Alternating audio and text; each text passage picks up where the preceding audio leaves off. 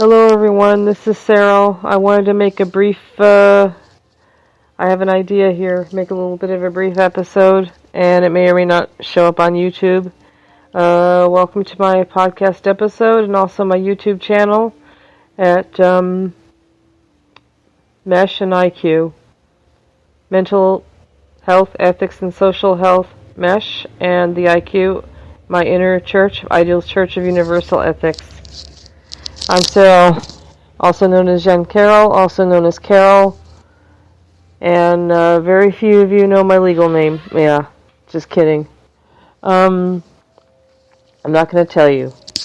I have my own secrets too, along with the corporate rulers have their secrets, and I have mine. Because every day it's a battle. This is kind of my unofficial first day again out of the intensive outpatient. I'm a little bit scatterbrained right now because I'm still very, very upset. I'm still processing what's been going on. I got bamboozled by a source's last thing about non-coverage of food and transportation. And it was a very confusing, very gaslighting, very bamboozling, very upsetting message. And I'm beginning to know that maybe it was designed just to upset me so that I don't feel like going back. And if they were doing that, I don't appreciate it. And today I'm going through classic recall, classic programming recall that many people probably go through when they're trying to get out of a narcissistic relationship. They have trouble leaving. They're trying to get out of a cult, or they're trying to get out of a group or out of a situation that they know is toxic, otherwise they wouldn't be trying to get out of it. They're trying to get out of the toxic situation, but they don't feel like they can because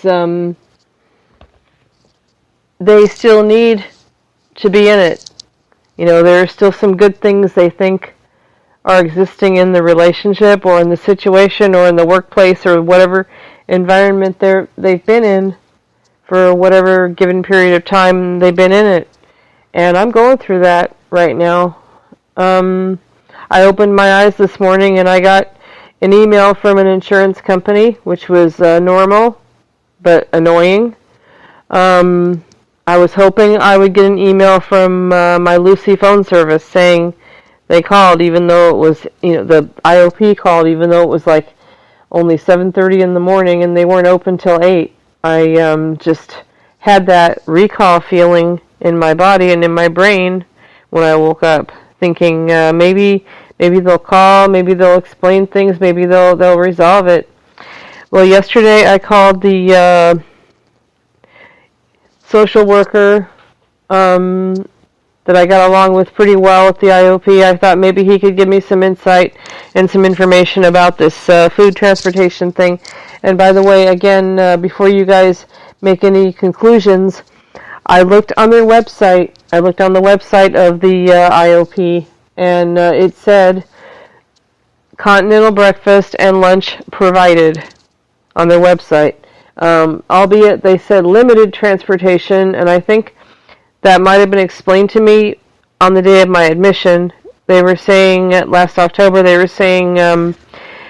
we do have limited transportation. We'll see if we can, if you're in the area. And of course I was in the area because I live maybe only 14 blocks away, give or take, with 3 friggin' hills in between. It's almost mountain goat country to a 56-year-old having to climb up and down hills when you're walking. If you're walking, even if you take the bus might take you up and down 2 hills on the boulevard, but then you got to walk down a major avenue. You got to walk down a very busy street, and it's up and down another hill. So it's rough going, and it's hot now. It's the end of June. It's summer, and I don't really even feel like doing that. But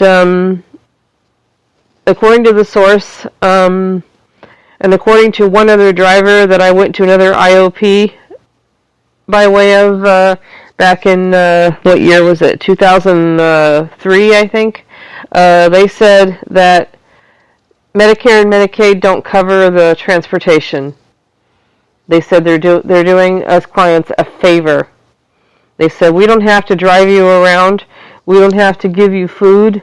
That's not even covered by your insurance. And that was when some other guy at the other IOP said, my insurance is paying for my ride. Why aren't you on time? You know, he was actually being demanding and mean and rude to the driver. And I don't know if the driver had to make up some story, but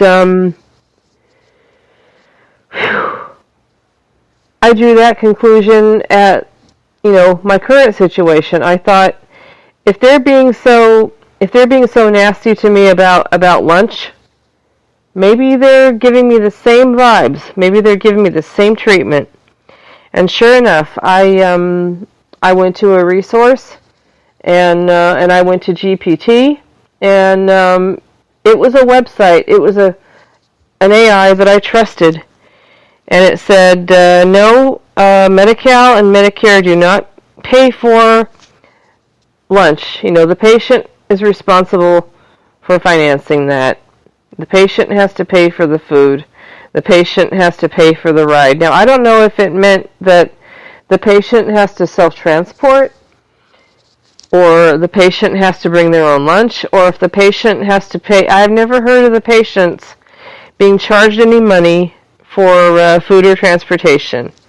But I've got a feeling that these drivers and these food workers understandably have a resentment about having to work so hard. I don't know if they're getting paid poorly by the hospital or by the company. I don't know what's going on. But if they're taking their own working class struggles out on us clients, because we're even further lower down at the bottom, because most of us aren't working jobs. We're either retired or we're disabled, or, very likely we're disabled because of our mental illness. Many of us are on Medicare because we have a severe mental illness. We're adult survivors, railroad retirement or whatever, and it's not our fault that we were in that position, for God's sake. And if the hospital is willing to give us transportation, the hospital, not the workers, the hospital, if they're willing to give us rides, if they're willing to give us food, give us breakfast and lunch, that is their responsibility, God damn it. Excuse my French. I'm angry. If they're willing to do that, the people they're hiring need to fucking suck it up and stop harassing us. Well, this morning I was looking at my email and hoping someone had called. The drivers are still calling me. I still got a really disgruntled call from a driver yesterday morning that didn't even want to talk to my Lucy service. But that's too bad, isn't it? My Lucy service is better than getting no answer at all. I was ready to even sit by the phone for an hour today, you guys, but my battery is low right now. It's only 79%, and I'm not running my phone on 79% right before I have to leave the house and use my phone when I'm out and about.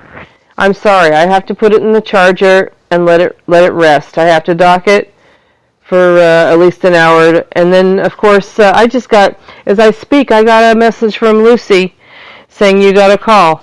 Well, if the drivers are still, calling and saying they need to, they're asking me if I'm coming in, and I, they're asking me if I'm coming in, and they're bothering to drive me, to say we need to give you a ride, then who is paying for the ride? If it's not covered by my insurance, who's paying for it? I called the social worker yesterday. Excuse me, my train of thought is so sideways right now. I called the social worker. He didn't have any idea what I was talking about. He said, Jen Carroll, I don't know what you're talking about. He wasn't unkind, but he was bewildered. He just said, what are you talking about? Of course it's covered. And I said, who is paying for it? I got information from a source that says it's not. And I don't know if that's why they're treating me like, you know what? I'm like, crap. And he's like, what's going on? And I said, this has been going on since I was admitted. Danny, I'll give him a name, not his real name. Danny, this has been going on since I was admitted. They've been snarky towards me, they've been like having an attitude. And I don't know if it's because I'm gay. But and he's like, who told you that that it's not covered? And I said, I'm not going to name anyone because I'm not here. This phone call that I'm making toward you is not to attack anyone, but it is to attempt to solve a problem. Who is financing the rides and the food? And he said, I don't know. I think your insurance is. And I said, well, someone said that it's not. So who is? I'm not going to accept amenities that are not paid for. If I can't pay for it, or if someone else isn't paying for it, and someone is telling me that I'm demanding free services, I want to solve the problem. I want to know what's going on too. And he said, I'll check with the director, and I said, will you check with my counselor too? Because my counselor hasn't called me back for the past 48 hours. I called him on Friday. He didn't call me back. He didn't call me back today either, and it was almost like 3 o'clock, you guys. They were getting ready to close, and he still hadn't called me. So I'm on my email today, you guys, and wondering if someone's gonna call me. And that's something that typically a survivor or someone who's getting out of a relationship or a situation has to go through, you guys. We're still wondering if they're going to take us back. We're still wondering if we can go back. We're still wondering if the problem can be solved. I'm coming to terms with the idea that it very likely won't be. No one's still giving me any information. No one is telling me, So I feel like I have to scratch my head and figure it out myself. I wish I could open my media to comments, but I get mean ones, so I can't do that. But I wish I could ask the public. I think you got my email address. It's blue C as in cup, blue C 9066 at gmail.com. If anyone honestly has answers, you can put it in the subject line. In the subject line, you can say, answer to your question. Say that. Answer to your question in the subject line. What it's about, what the email's about. And let me know if anyone has any information about who is paying for these services, like food and transportation. I thought it was provided. I think the other 150 clients that go to this place, think that it's covered. Think their insurance is covering it, or they think the hospital is paying for it. If they're getting any guilt trips about these services because they're acting ungrateful, or they're appearing to act ungrateful to the workers, for goodness sakes, let's get this resolved. Let's get this question answered, so we at least know what our rights are as clients, as mental health clients and consumers. Most of us don't mean to mooch. Most of us don't mean to steal. And we shouldn't be accused of it before we can defend ourselves, or before our advocates or family members or loved ones or board and cares can defend us and say, no, we are not stealing. Especially if we don't know if it's ours or not, for Christ's sakes. Thank you. Be safe, everyone. We love you.